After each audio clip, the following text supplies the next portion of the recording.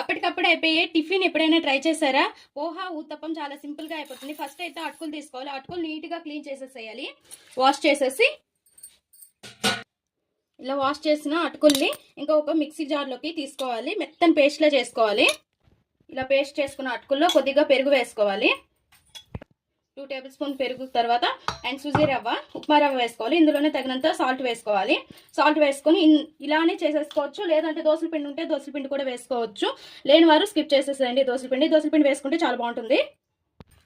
ఇంకా కొద్దిగా వాటర్ వేసుకొని మనం ఇంకా ఇడ్లీ పిండి ఎలా ఉంటుందో అలా మిక్స్ చేసేసుకోవాలి.